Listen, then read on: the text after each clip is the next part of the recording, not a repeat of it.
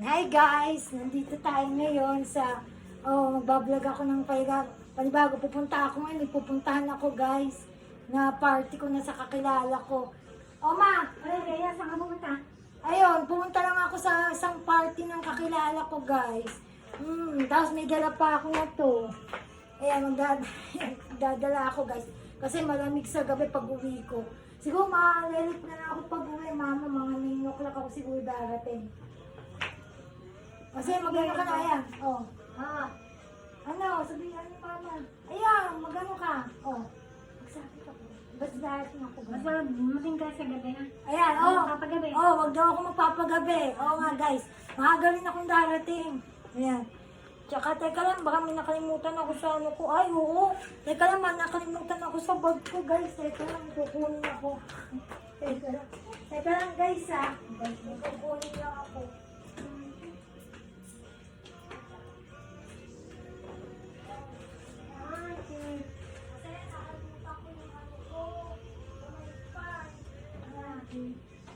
Ayan, kailangan meron akong ano.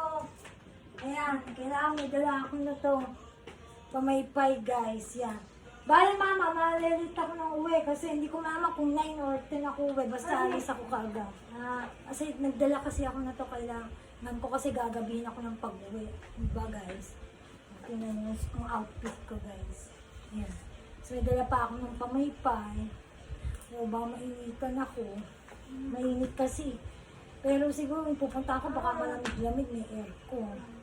Ayun. Ayun. Ano guys, magkita-kita tayo doon ha. Sa kilala ko. Pumunta kayo guys. Wala po sa nahuli. Ayan. Ano. Tapos, ayan. Ano bang dadalhin ko? Ito lang. Ito lang naman na nakalimutan ko. Itong pamaypay. Tsaka itong pangginaw ko. Ito. Kasi baka lamigin ako. Ano pang dadalhin ko lang guys.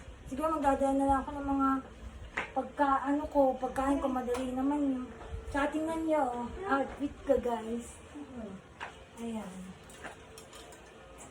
Tapos, teka lang guys ha.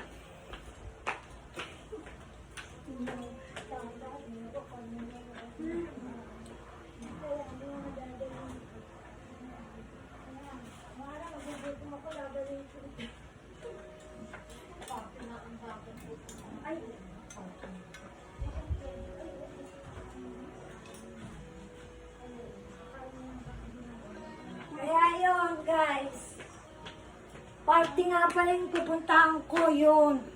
Kailangan pala, doon na lang pala ako kakain nga pala, medyo yun na nga. Hindi ko alam kung sino-sino pupunta, basta kakilala ko yung mga classmate ko rin yung pupunta yun. Kaya yun. Medyo nagpaalam na naman ako kay mama. Ayun. Nakakakabahan na ako guys, kung sino-sinong makikita ko din kasi bukod sa mga classmate ko, kung sino pa mga darating, pupunta, mga invite me, pupunta doon sa party nga yun. Parang reunion, ganun guys. Kaya kinakabahan din ako guys. Kaya see you sa ano mamaya mga siguro mga 9 siguro or 10 nandito na ako sa bahay. Bye bye guys. See you. Bye bye.